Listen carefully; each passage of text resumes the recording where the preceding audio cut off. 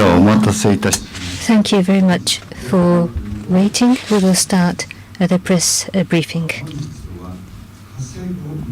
Today, our guest is the leader of the initiative to realize 1 trillion yen of agricultural produce export by proactive agriculture that can earn income, Minister of Agriculture, Forestry and Fisheries, Mr. Ken SAITO. First of all, there will be about 30 minutes presentation by Minister SAITO, followed by about 30 minutes of questions and answers. If you have any mobile or telephones, please switch them off.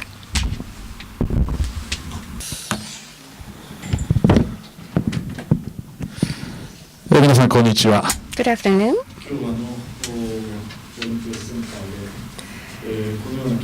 It's a great honor for me to be given this opportunity at the Foreign Press Center of Japan. Thank you very much.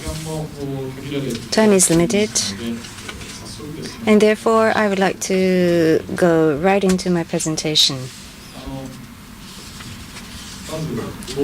First of all, at the beginning, I should like to mention that after the launch of the second Abe administration, agriculture, forestry, and fishery policies have made great progress. And in that context, I would like to take up 2 categories of policy measures. One is export, which was slightly mentioned.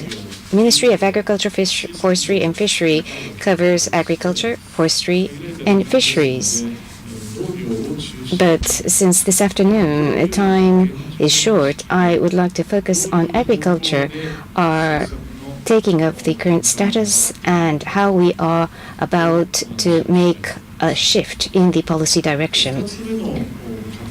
And the second pool of measures I would like to mention would be that during the second Abe administration, the FTA with Australia or the EPA with the EU, as well as TPP 12 or TPP 11 made progress. And these were historical milestones in terms of policy deliberations in the area of trade. And how have such progress in trade policies been taken up from the agricultural perspective? And you represent the foreign press, and therefore you must be interested in the interrelationship between trade policy versus agriculture, which I would like to also touch upon. But before I go into these 2 subject matters, let me begin by explaining why I am serving as the Ministry of Agriculture, Forestry and Fisheries, because I, candidly speaking, really don't understand the clear reason why. Japanese agriculture stands at a major turning point, and I truly feel that we need to drastically change the situation. But to cause change, new innovative ideas are required. I used to serve for 23 years as an official at the Ministry of Economy, Trade and Industry. I was a civil servant for several years at METI. And why is an ex-METI official doing work in agriculture? First, I became the chairman of the Agriculture, Forestry and Fishery Committee of LDP, and this was a well-known post that was served by the well-known politician Shinjiro Koizumi, and I was his predecessor, and I served for 2 years as the chairperson, and then thereafter I became the state minister of MAF for 2 years. So during a total of 4 years, I was involved in agricultural policy, and the 5th year, I was appointed as the minister of MAF. So I have the background of a civil servant as METI, and a person as such being heavily immersed into agriculture policy was unprecedented. The Japanese agriculture policy used to be run by LDP politicians whose constituencies were mainly farmland and rural areas. And those politicians run everything that had to do with agriculture. In the past, that was the convention. Suddenly, I came up on the stage first as the LDP Agriculture Committee chairman. Until then, I had never ever participated in a meeting of the LDP Agriculture Committee, so a person without any experience was told to serve as the person responsible for agriculture policy making at the Liberal Democratic Party. And this is only my guess, but it's probably because they thought there has to be change in the agriculture policy of Japan, and that would require new blood to be infused. So when I became chairperson of the Agricultural Committee of LDP, the minister was Yoshimasa Hayashi. And Yoshimasa Hayashi is not of the Agricultural, Forestry and Fishery group of the LDP. So the minister at the government side, as well as the person responsible in the ruling party, were two individuals who were up to that date unrelated to agricultural policy, and that kind of appointments were realized. And in the agriculture policy making history of the LDP, it was probably the first time ever that such appointment occurred. So that's the background based upon which I became involved in agriculture policy. And there were a few discoveries as a result. The biggest problems of Japanese agriculture would include population decline. That's the biggest challenge. Do you know the Japanese character that describes population? Mouth of the people.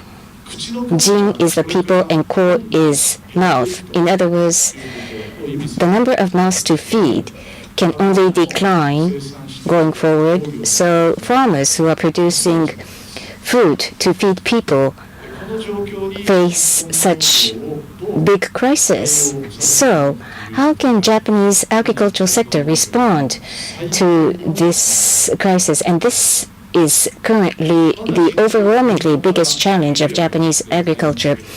The pace of population decline is still slow, but the pace of depopulation will further accelerate in future years. Last year, 400,000 and 3,000 people declined in terms of population. Until that year, it was in the order of 200,000 a year, but the drop last year in total population was significantly larger than past years, and the annual decline in population can only get larger, and in 10 years' time, every year we will lose 700,000 or 800,000 people.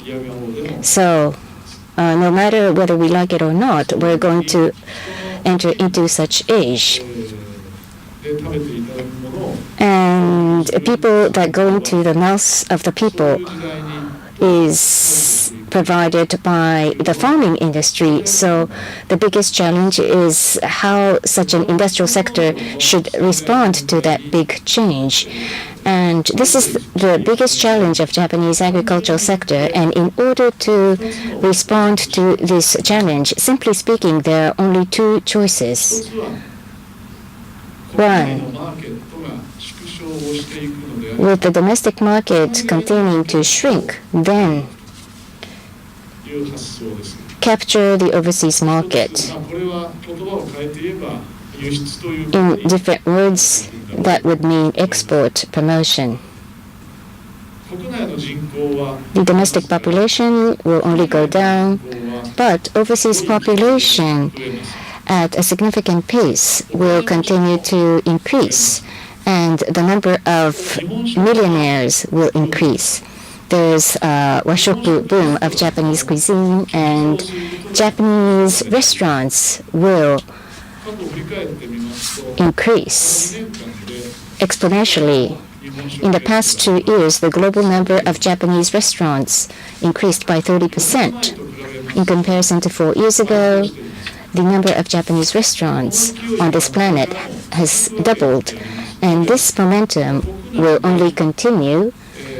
So if we're going to have fewer people who will eat in this nation, then we must fill the gap in countries outside of Japan, and that is one major pillar of the countermeasure. And the other countermeasure would be that at the moment, farmers are gaining income through production, but they should not engage just simply producing crop and agriculture produce, but go into processing as well as distribution in order to maximize the value added supplied to consumers.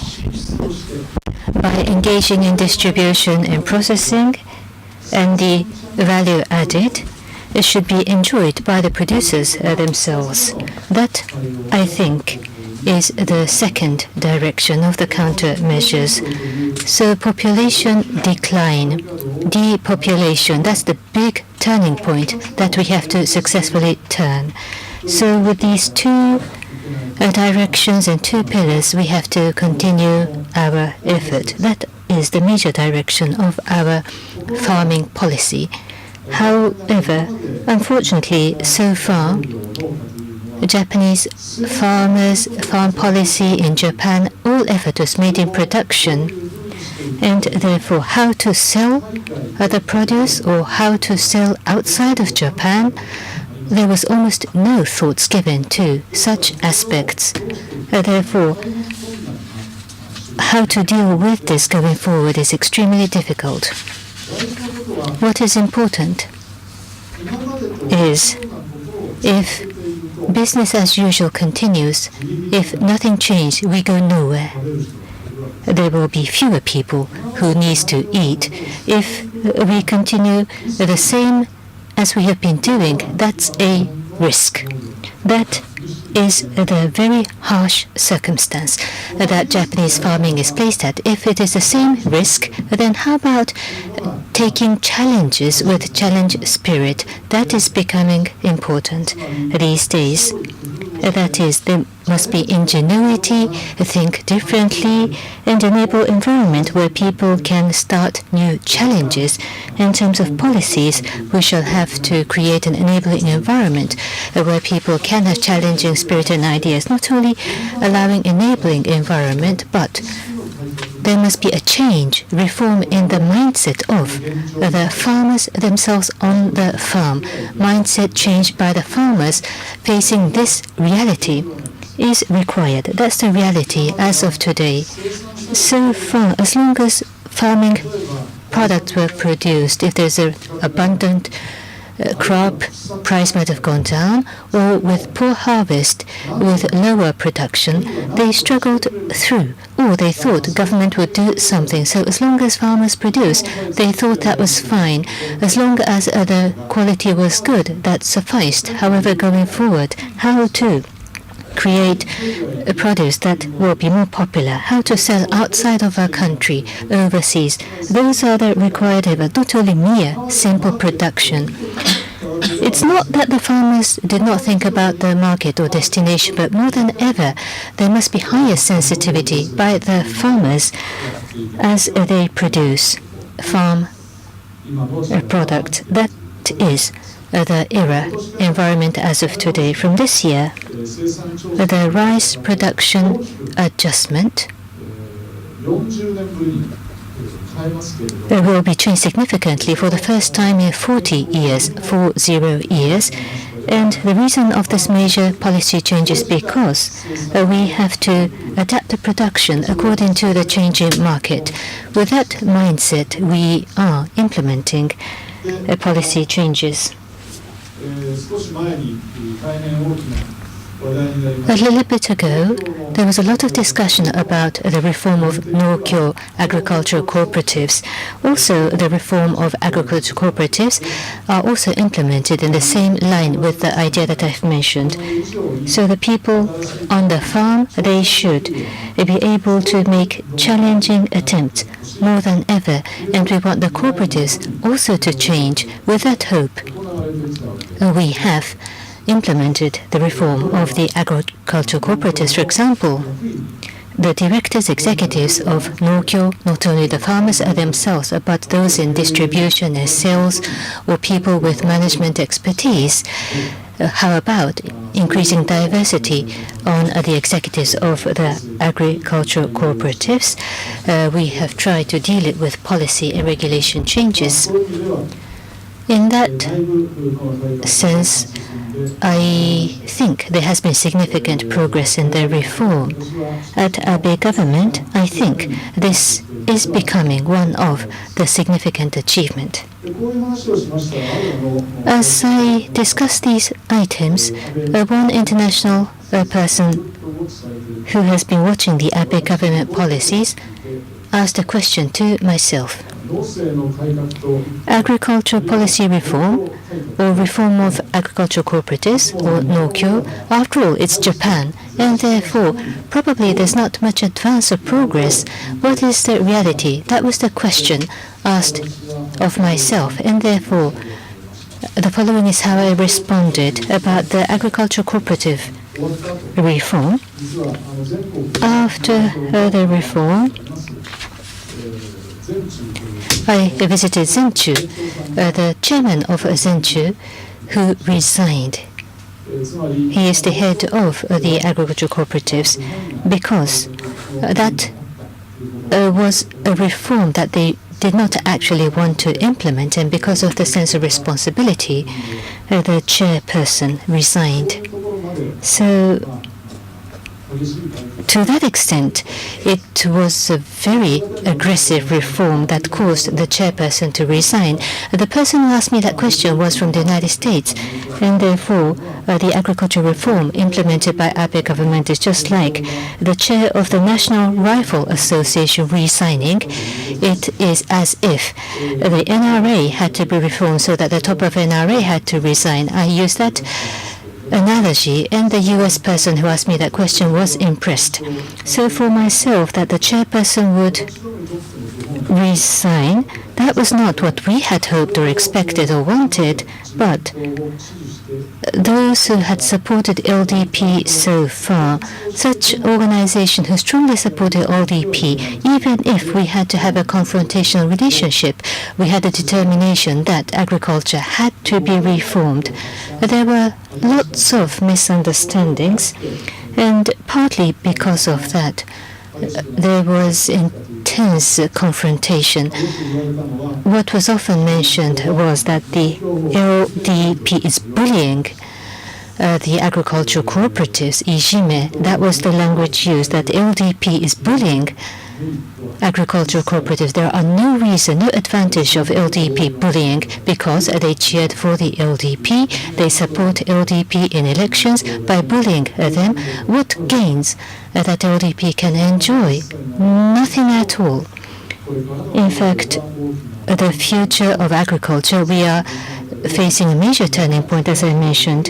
We need an environment where everybody can try something different with challenge spirit. That kind of environment, climate, has to be developed. That's the reason for our reform. More recently, gradually, step by step, understanding is rising, and the relationship is improving. And with a better relationship, we are about to turn the turning point, the corner. So because of all these reasons, as I mentioned, Japanese agriculture is facing the difficulty of population decline. But at the same time, if we open our eyes to the overseas market, I cannot think of any other industry with this huge potential. I can't see any other industry in Japan with this large a potential. That's my very frank opinion. As I mentioned, I worked at METI. I did have exchanges with people from many industries and sectors like the power utility sector, I was also a director of the utility division, or I was engaged in the service station businesses, or I was also in the IT, information-related area. As for automotive, I was also engaged in car-related sectors, which means I had communication contact with people from so many different sectors industry. But agriculture, even as of today, I really cannot think of any other sector where there is a huge possibility as agriculture. That's the magnitude of opportunity of Japanese agriculture overseas, but so far the effort had not been made yet. For example, in the case of Japan, strawberries, ichigo, strawberries, how seriously have we tried to market strawberries outside of our country? I must say that there is lots and lots and lots of room for us to make our effort to sell strawberries overseas. Kikkoman Shoyu headquarters is located in my constituency. Kikkoman soy sauce is sold all over the world. In the United States, in many supermarkets, actually in most of the supermarkets, you will find a Kikkoman shoyu. It is not an exaggeration. But why Kikkoman soy sauce is now distributed all over the United States, and plant factory has been established in Europe for production? Why? It's because the employees of Kikkoman would go to the stores of supermarkets and cook American beef and have the consumers taste the shoyu spiced American beef steak. And they liked it. So if such efforts are made, there's so many other agricultural produce made in Japan that could be sold at larger volumes in countries outside of the world. You go to an American supermarket and put American strawberry next to a Japanese strawberry, and to a certain extent, I am confident that to a certain extent, we can gain the popularity of consumers. But such work had not been done in the past in the agricultural sector. But if we do that, how much potential can we unleash? I'm very confident about that.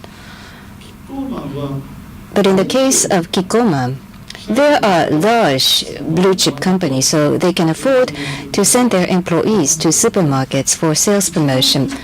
But what about the strawberry farmers? These are small family-run farms. Men and women in middle age, old age.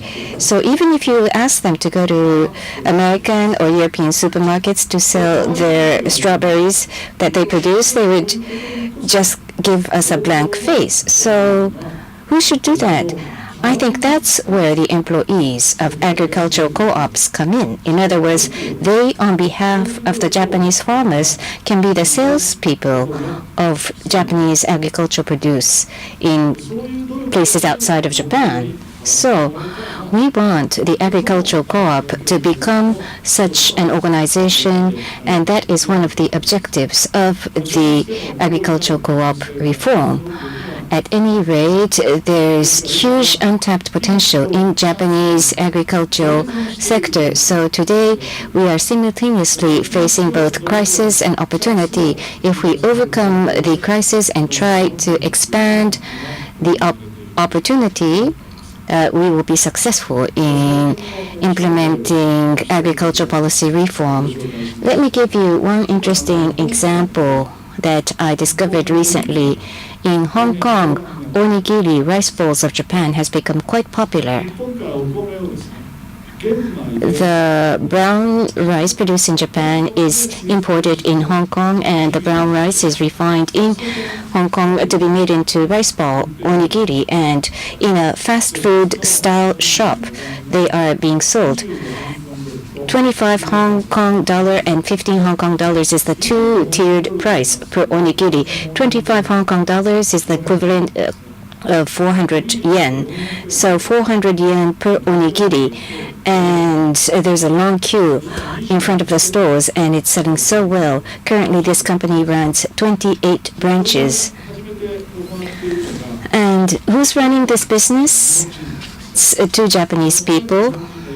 And these two Japanese people have hired close to 200 Hong Kong local employees and are selling onigiri at 28 shops. And this has gained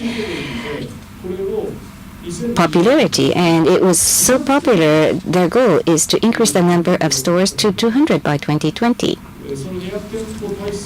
And they're now planning a plant.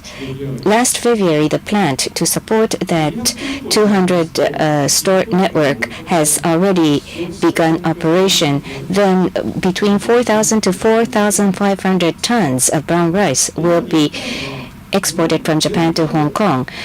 Currently, the total export of rice is only 10,000 tons. But just two Japanese people may be importing between 4,000 to 4,500 tons in Hong Kong in 2020. This is not a dream. It's already a plan, a concrete plan, and the factory has already been completed. Starbucks has 180 stores in Hong Kong, so the 200 store network will be larger than the Starbucks network in Hong Kong.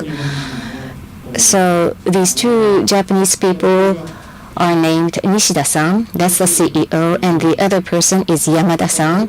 Nishida and Yamada, it may be difficult for non-Japanese to understand, but if you look at the Chinese characters of these two men, da, which means rice paddy, is included is in one Chinese character.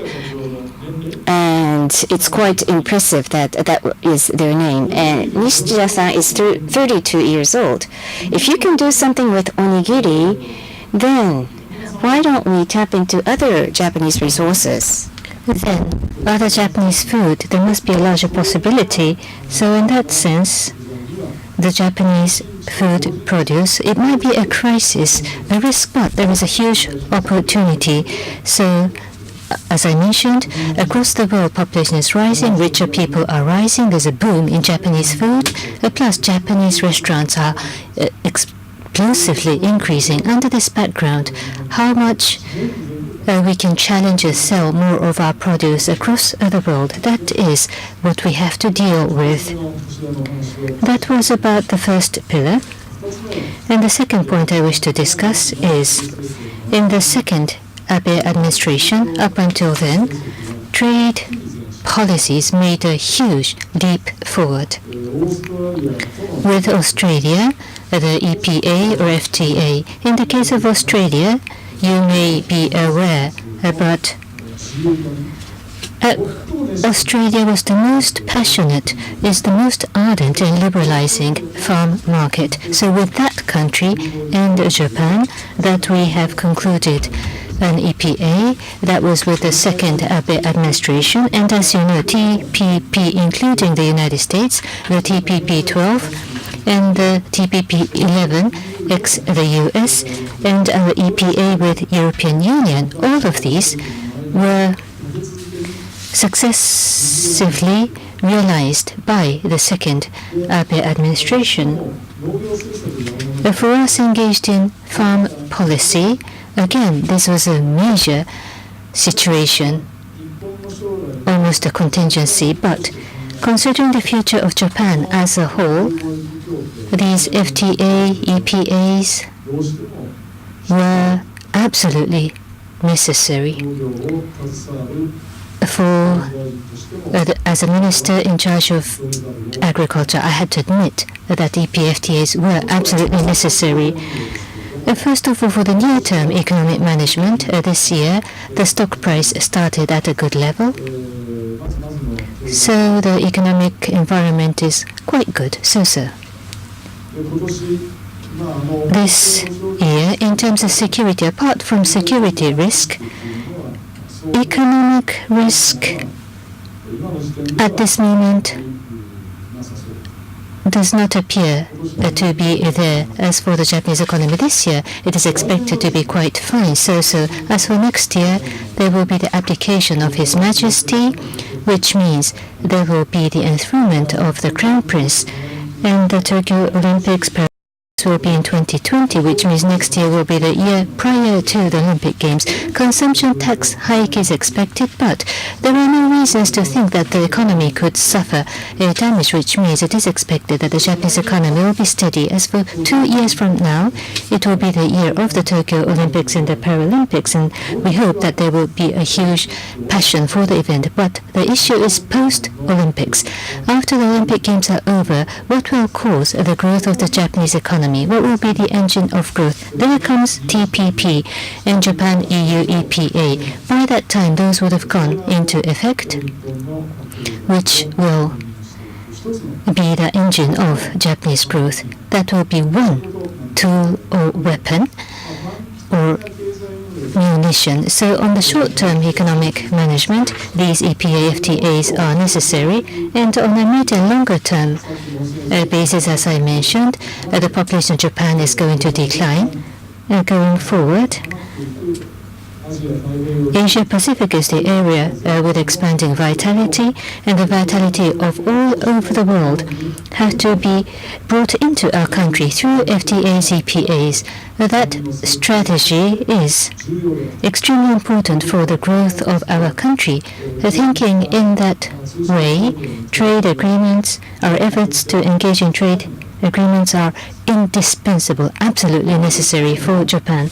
Right now in Japan, if TPP including US is realized in Asia-Pacific region, the area where growth is expected in the 12 economies, if US is included, if TPP 12 can advance, then 40% of the global GDP would be included. It would be the largest ever high-quality trade agreement. That was what TPP 12 was supposed to be. Another effort that Japan was leading is called RCEP, which is Southeast Asia, 10 countries of ASEAN plus Japan, South Korea, China, India, Australia, and New Zealand. With these 16 economies, there is the negotiation towards RCEP, which is advancing. The key to this economic negotiations is the inclusion of China and India. So RCEP covers China and India, and this will form economic region with Japan. And finally, Japan-EU EPA. With the lack of progress in liberalization through WTO, the Japanese trade policy must focus on Asia-Pacific, TPP including the US, and then RCEP with China and India, and Japan-EU agreement with the EU. And with these agreements being formed in a multi-layered manner, we will be able to cover the whole trading region that would serve on behalf of the WTO. So in that way, Japan is to make use of these trade agreements in promoting trade. And in this context, in Japanese agriculture, of course, we have no choice but to free up the Japanese market in certain areas. But does that mean that we don't care about the survival of the agriculture in Japan? No. There's no Japanese person that thinks that we can give up Japanese agriculture. So, in parallel with the trade negotiation, we are implementing policies that would enhance the competitiveness of the Japanese agricultural sector at the same time. It's difficult to obtain the consent of the farmers at this moment, but if we think about the national interest of Japan, there is the establishment of the trading areas and at the same time the policy to enhance agricultural competitiveness. So these two sets of policies must be implemented in sync, and that is the path that Japan must pursue. And that's the context in which I am trying to implement agricultural policy. But I tell you, it's very, very difficult to obtain the consent of the Japanese farmers, especially when we were conducting negotiations under the TPP-12. There was a strong tension between the LDP on one hand and the agricultural sector on the other hand. So in the upper house election previously in Tohoku region, most of the LDP candidates were defeated. But even then, we prioritize the total interest of Japan, and the only choice is the promotion of the TPP. And finally, more recently, we were about to obtain more understanding, and then suddenly, late last year, the United States announced that it will exit from the TPP. For the past 5 years, including TPP, I was so challenged with the persuasions of our farmers, so that came as a big shock.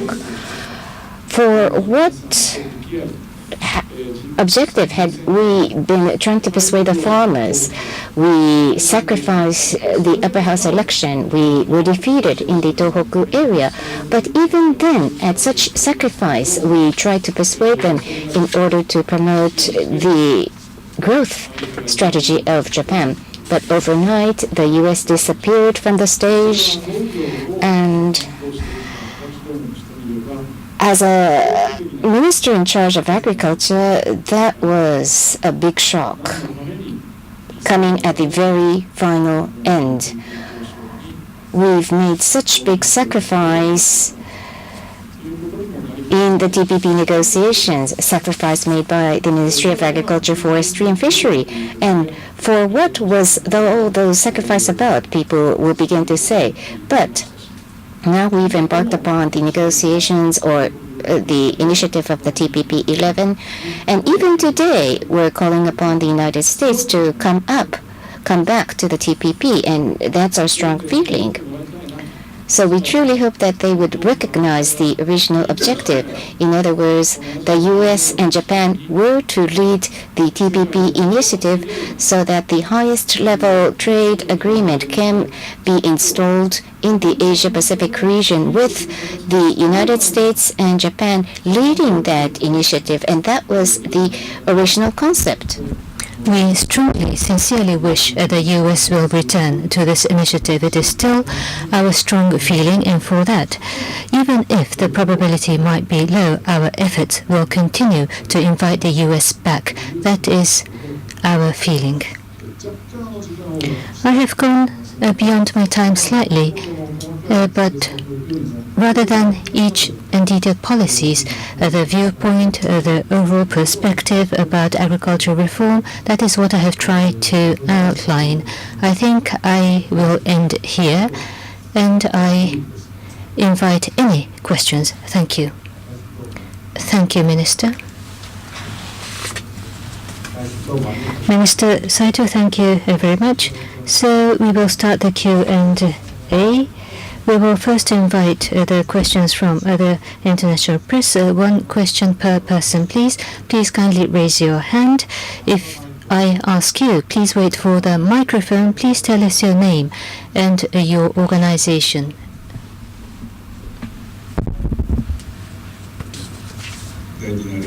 Thank you, Minister. I am from Indonesia. My name is Richard Susilo. Tribute News about the rice ball onigiri. That was very interesting and impressive. Of course, I would like to visit. If you can give my reference to Nishida-san and Yamada-san, I would be very happy to visit myself. About the population decline, what countermeasures will be implemented? How can you deal with the population decline, like lack of workers? How about using Indonesian workers or any other ideas? I would be interested in your countermeasures.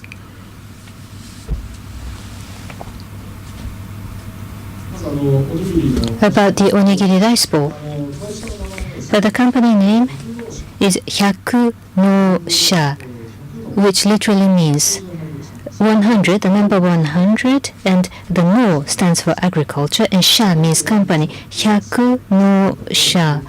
Why? because they are thinking about the 100-year future of agriculture. That is the lofty spirit behind this name, and the CEO is 32 years old. 100の社主従 communicating contact office, we can certainly refer you to them, but they are frequent travelers to Japan, so you would have the opportunity to meet them also in Japan. About the population, lack of labor, at MAF, it's not that we are dealing alone about depopulation, but at least in the area of agriculture and lack of workforce, in that regard, we have the strategic economic zone, or the TOKU system in Japan, in terms of not in the form of trainees, but as a full-fledged farm workers. A system has been initiated. Within the TOKU alone, this system is available, but in agriculture, the lack of workforce indeed is occurring, but for areas other than agriculture, I'm not in a position to respond. Thank you. Next question, please. Patrick. It's Patrick Walter with German newspaper Frankfurter Allgemeine. You talked about raising the productivity in Japanese agriculture, and when you look at the agricultural map of Japan, this is obviously the biggest problem in terms of competitiveness, because you have so many small farms. Can you tell us more, what are you doing exactly to raise the productivity? And the second question, if I may, you talked about the problems or the reform of the agricultural cooperative. Can you go more into details now, 2 years after this reform? What has really been succeeded in raising, in helping the agricultural?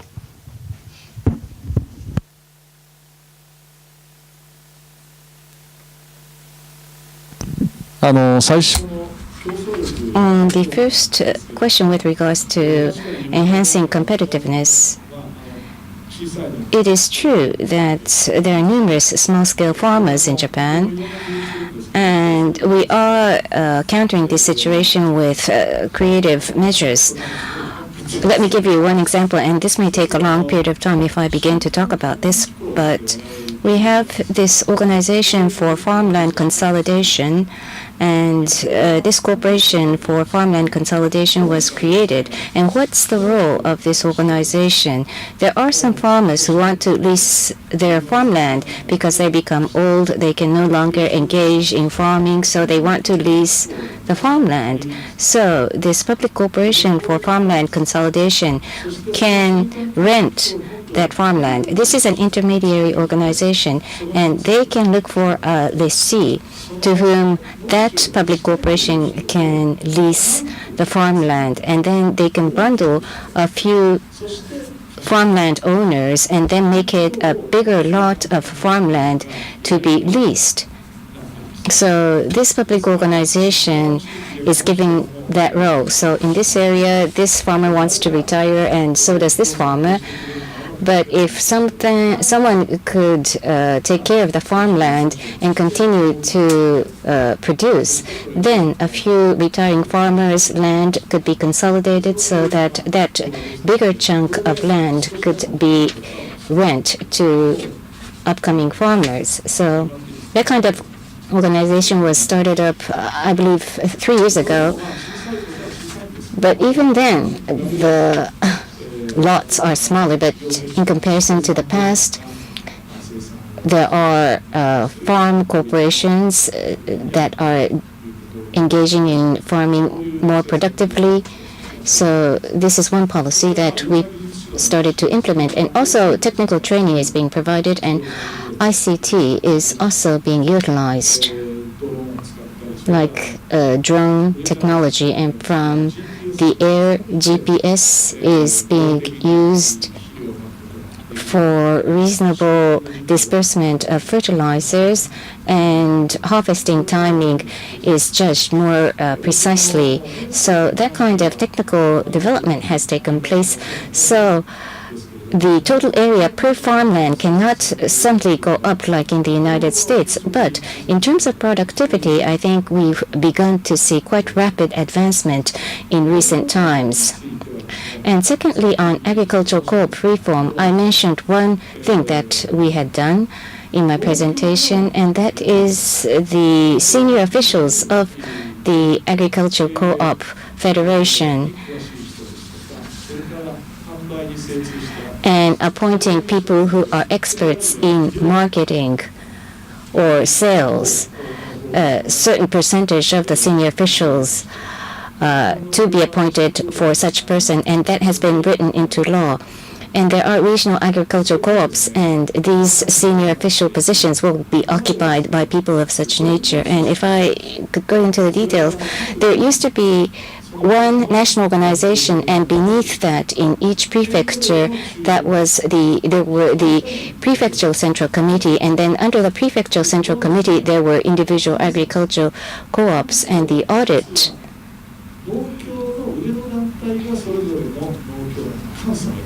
was done by the agricultural co-op at the one level higher level, but that was only internal audit. And there was criticism that only those audits were only internal. So let's switch it to audit by an external CPA so that more transparency can be ensured and soundness of management can be ensured. So external checking is now being done. And also more freedom to each agricultural co-op at the bottom level and minimizing the orders given from the upper echelon organization, so redefining the relationship between the local agricultural co-op and the prefecture or national federation. So those policies are being implemented, but for what are we making those efforts? At the risk of repeating myself, each area has its own uniqueness, so each agricultural co-op on the field should be given the discretion to do whatever that region needs. So that's the objective, but there are so many other things. So that it would take at least 2 hours for me to complete the whole answer, but if you're interested in more details, I'd be more than happy to send you more documents. Next question, please.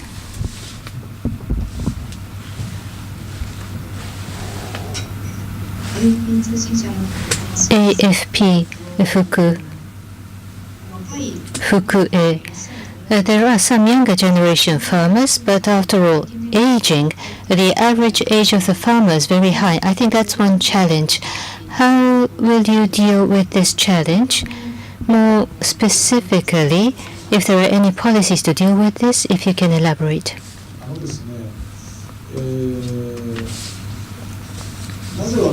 Why not many younger people will join the farming community and the average age goes up? Because it doesn't make money.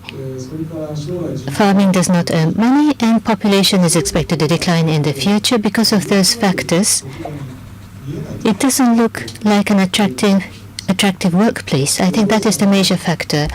If they have seen fathers working on the farm, they think he or she cannot do the same as their father, and therefore it must be made into an attractive industry. That is most important. If we can make agriculture an attractive industry, then there will be more people doing farming, just like the rice bowl business, as I mentioned. There will be lots of opportunity across the world, and even inside Japan, with lots of ingenuity, with creative, innovative, just making a simple soba buckwheat. If there are healthy factors, or if there are high value added like healthy factors, then it would sell more. If farming becomes an attractive workplace, younger generation will be interested. Or using ICT, information technology, if the most advanced technology can be incorporated, the younger people find it interesting, so they would find fun and joy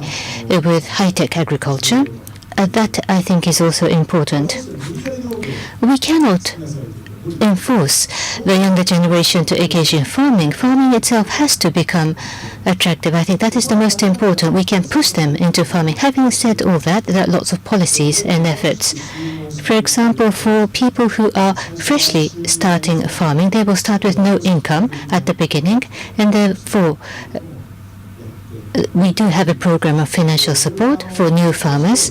And for the younger people, they might not wish to inherit their parents' business, but if it is a farming cooperative or a joint stock company and becoming an employee, the younger generation find it interesting, and there are increasing number of joint stock companies. Aeon Group, you know the distributor, Aeon Group, they have more than 100 subsidiaries, and there is one called Aeon Agri, which is agricultural company. Within Aeon Group, they have more than 100 subsidiaries, but Aeon Agri, this is the most popular company by university students who seek to work, because the younger generation, it's not that they are disenchanted with farming itself. If they are a worker at a company and they do have 1 or 2 days off, and if they have stable salary and they have bonus, there are many students who wish to work in farming. Aeon Agri is the most popular subsidiary within more than 100 Aeon subsidiaries, so there's a lot of way to attract people into farming. At any rate, more recently, in fact, there are increasing younger people who freshly enter the farming business. That is a fact. If you look at the average age, they are very old, but personally, I observe that there's a lot of possibility. Next question, please.